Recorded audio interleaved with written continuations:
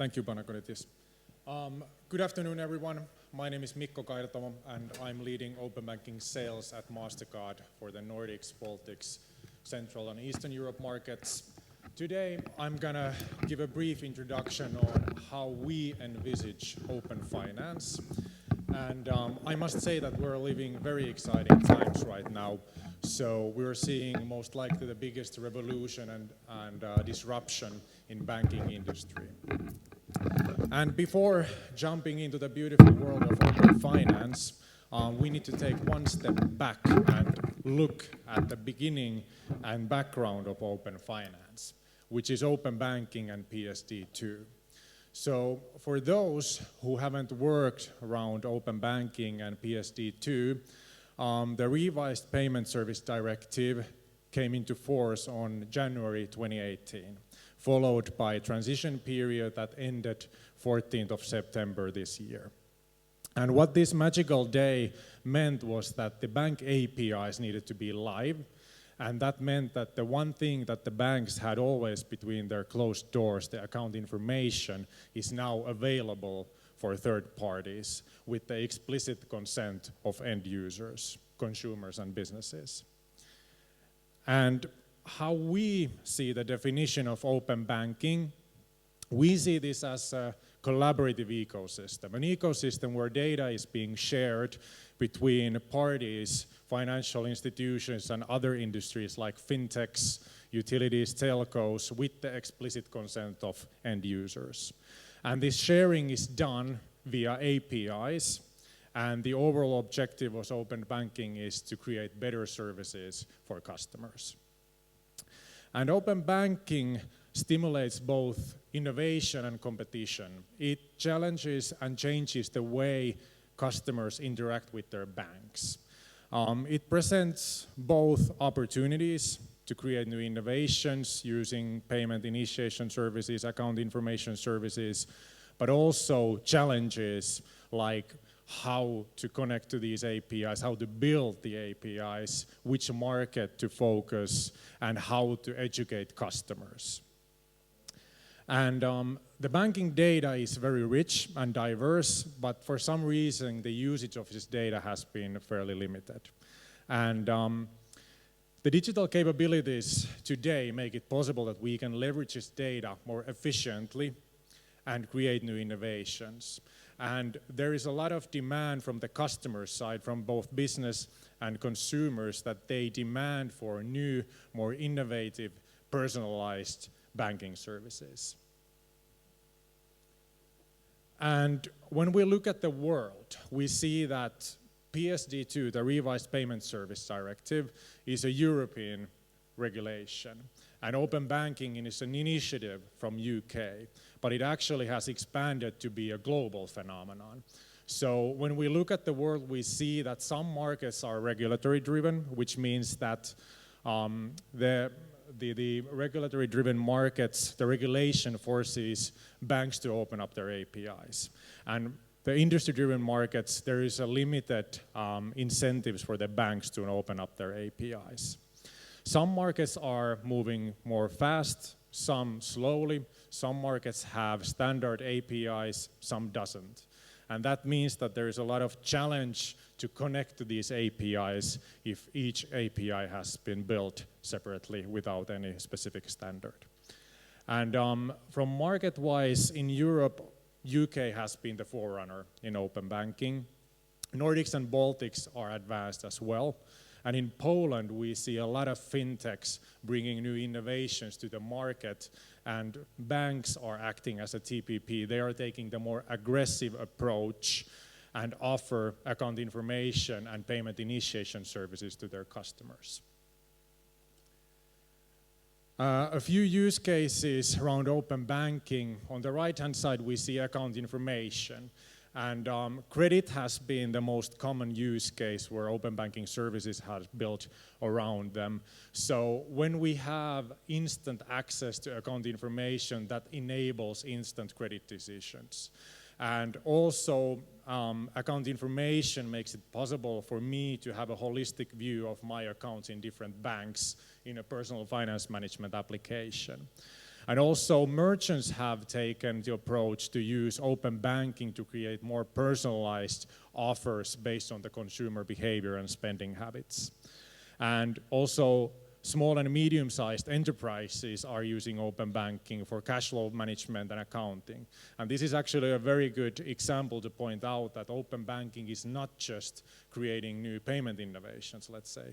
It can also be streamlining your internal processes, automizing processes that are now manual. Especially like from treasury point of view, having a holistic view of the accounts, the corporate accounts, that enables the company to make more informed decisions in real time. Then we have other examples from payments point of view, like savings deposit rate optimizations, business-to-business invoicing, and we actually have seen the first live use cases around open banking payments in the e-commerce landscape, where we use open banking APIs to initiate payments. And that being said, we can move forward to open finance, which is the next step of this revolution. And we see open finance as financial services reaching beyond the PSD2 scope. And we like to call these type of services as premium services, premium APIs. For example, FX-related APIs, consumer finance-related APIs, different kind of reporting APIs. And we see that to actually bring true added value, open finance is required. So we need to go further. We need to go beyond the traditional open banking APIs. Let's say in credit, to have a holistic view of my actual financial status, we need to go beyond just my payments account. We need to see how much loan I have, how much credit I have, what kind of other mortgages I have. Same applies for personal finance management. To actually give me a personalized, deep financial advices, we need to know more about me and my spending habits instead of just my payments account. And this also applies to KYC. So the deeper we go, the more information we have for the customer, and the easier it is for us to onboard them. So we see that this revolution started from open banking, with open banking data like the account balance, transaction history, and account holder details. Now we're moving to the next stage, which is open finance, where we have financial data which is beyond the PSD2 scope, like pension, mortgage, savings, and insurances. Then we will move forward to the final stage where we incorporate non-financial data, and we call this open data, which consists from utilities, governmental related details, business information, and with this information combined to open banking, we have more enriched data. Obviously, this generates a lot of challenges around who owns the data, how do we transform this data, will there be a new Cambridge Analytics in the future, but we believe that the cornerstone remains the same, that it is the explicit consent of the customer, so the customer has the power. And regarding new opportunities, we actually, or our advisors team did a research on what is the customer expectation? What kind of new services will they see in the future from their financial service providers? How will they expand their offering beyond traditional banking services? And here we see that the customers are expecting to see different kind of use cases, like they are able to purchase clothes, even apartments, order food, invest, purchase travel insurances, these sort of things via their financial service providers. And open finance is required to do this. The challenge here is that this requires crucial customer education. So it is a fundamental thing to ensure that customers are comfortable of using these new services. And it is a role both for financial institutions and third parties to educate the customer that these are actually services that they should use, they're safe, they're secure, and they're actually built to increase better customer experience and more personalized offering. So to conclude this, open banking has been a great exercise. There has been a very ambitious timescale and a lot of challenges like how to choose the right open banking strategy, how to connect to these APIs, how to make sure that the customer is protected and the TPP requests coming to banks are valid and not fraudulent, how to check, verify licenses, certificates, and in case of disputes, how to resolve those. And we, MasterCard, we have built our suite of open banking services to tackle these challenges, and we see that we are now moving forward to open finance. And according to UK's FCA, they're actually looking beyond payments data. So the first use case could be enable access to pension data.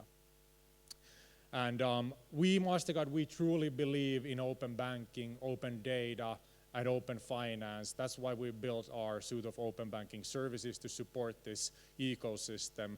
We are very excited about this time. We highly encourage everyone to try out these APIs, build new services, choose the right open banking strategy for you, and we look forward to see what will be the outcome and what will be the new services in the future. Thank you.